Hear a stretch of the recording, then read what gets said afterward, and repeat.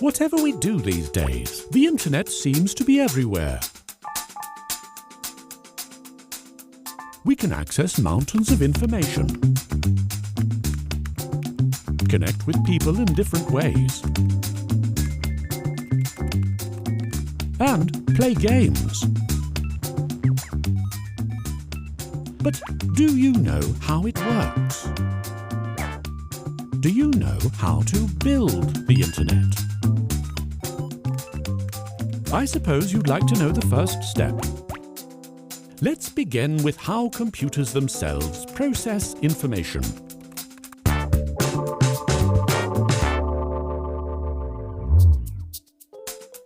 Everything we do on a computer is translated into binary code, a string of ones and zeros. This binary code is our input when we use a computer. It's received by the processor, which is a bit like the computer's brain. The code is processed and output is sent, also in binary. If we communicate with another computer, binary code is used. But now you're wondering, how do we connect computers so information can be transmitted like this?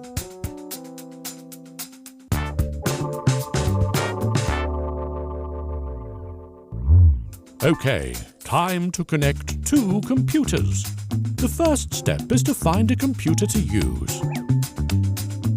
Yes, that desktop unit will work, but you could also use something smaller. A laptop, a tablet, a mobile phone, a sandwich. Wait, no, not that. Only if you're hungry. Step 2.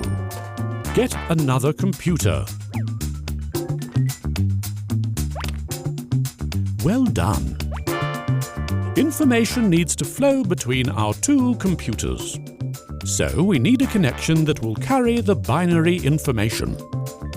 A connection between two computers could be made through a physical medium, such as a cable or a wire. Metal wire transmits data using electricity, in much the same way as it is transmitted between each of the components inside the computer itself. On the other hand, we could convert these electrical signals to pulses of light, which can be transmitted through optical fibers made of glass. Optical fiber transmission is much faster than transmission through wires. They are also more resistant to electromagnetic interference. Alternatively, we could connect without a physical medium by using radio waves or microwaves. Wi-Fi is an example of this. Go on then, connect that computer. There, we have created a local connection between our two computers. We call this a LAN, a local area network. Let's add more computers to our LAN. Now, we have a problem. We'll need a connection for every computer. 3 computers will need 3 connections between them. 4 computers will need 6 connections.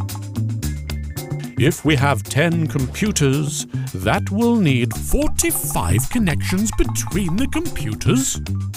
Every computer in the network needs 9 separate ports to take the cables. Oh dear, what a mess.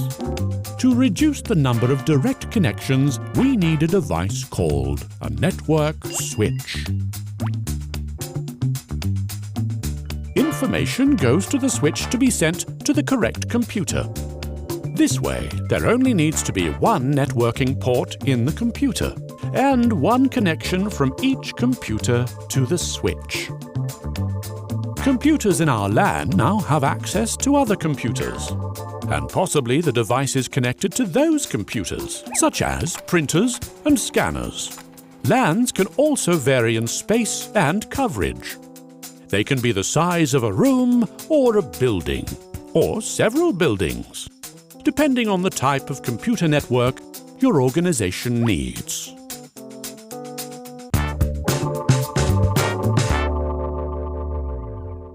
Well, it's looking good. Why don't you connect with someone else? Oh, hello. To keep building our internet, we need to grow our network to include other LANs.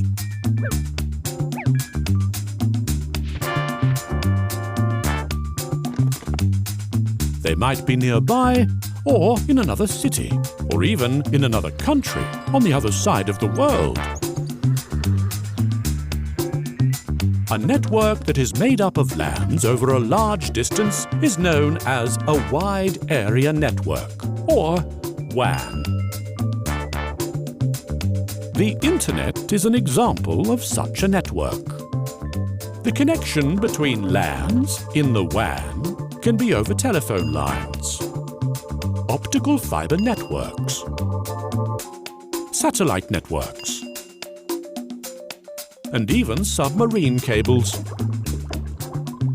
But when you're transmitting over long distances, what happens if the information stream is interrupted by interference or by a broken connection? The stream of binary may need to be completely resent. Oh dear! A large part of what makes the Internet is not just the connections between computers, but also the method of sending information over the network.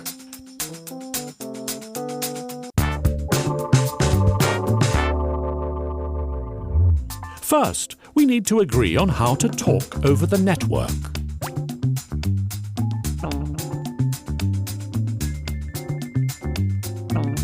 We call this agreement a protocol. It defines how information is sent between the computers. On the Internet, the protocol we use is called TCP, or the Transmission Control Protocol.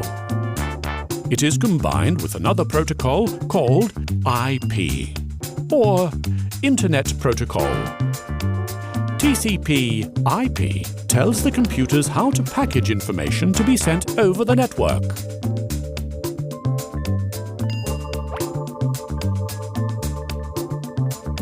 Transmission Control Protocol allows information to be broken up into segments.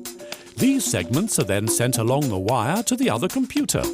The Transmission Control Protocol then allows the other computer to reassemble the segments into the original information. Oh dear, do we still have that connection problem? To understand how to fix this, let's look at a different example first. You're on a website and you've just clicked on a video. Oh, it looks like a good one. Your computer converts this instruction into a string of binary signals, the string of zeros and ones. They need to get from your computer to another computer over your network. According to the protocol you're using, the instruction is split into similar packets. Now, the protocol adds additional information about the data to the packet. We can think of this additional information as an envelope carrying the data that makes up our instruction. On the envelope is the address of the destination computer, the address of the source computer, and where this envelope fits in the order of the entire instruction set. This last one contains information on how to reassemble the instruction at the other end. Now that the information has been made into the packets, they leave your computer and into a router.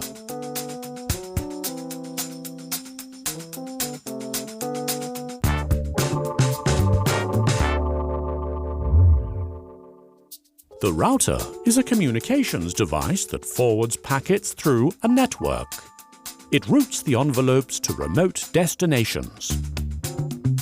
It has many network connections and is responsible for getting the packet heading in the right direction. Think of it like a mail room. And it has two jobs: directing where the packets go, as well as keeping a copy of the packet in case it doesn't make it to the destination.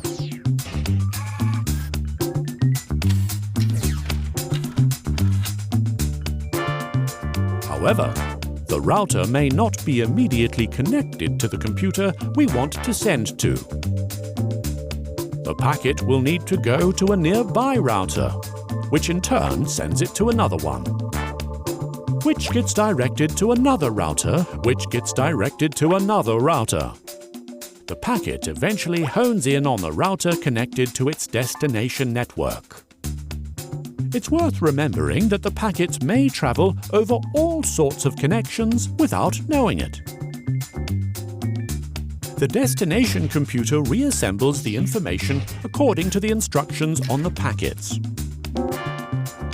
If any of the packets are missing, replacements are requested from the previous routers. The computer can now process the instruction. In this case, it is a request for a file. Again, using the TCPIP, the file can be broken up into packets to be transmitted from that computer. The packets head back onto the internet, through routers, and back to our computer. If the connection between routers is congested or broken, the packets can be sent on a different route. All of this has taken a few seconds to occur.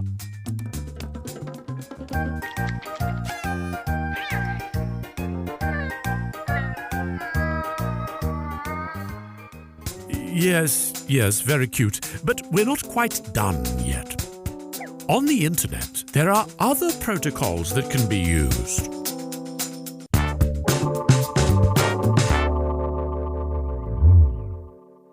Now we know TCPIP forms the base of communication between computers.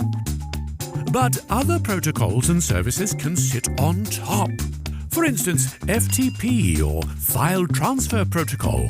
This is useful for copying large numbers of files directly to the hard drive of another computer. Anytime we use a web browser, we are using another protocol called Hypertext Transfer Protocol, or HTTP. This protocol defines how web pages work. Yes, I like sandwiches too. These protocols may ride on TCP/IP. In other words, the Internet is the network of computers, whereas the World Wide Web is one of the many services that can run on the Internet.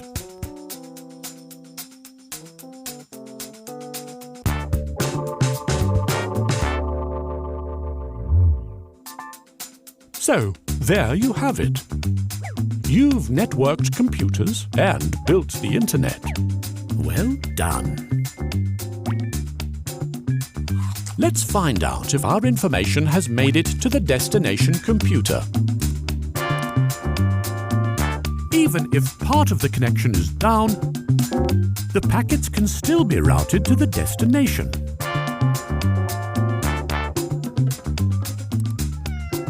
It works! Bravo! Oh, I think you'll like this.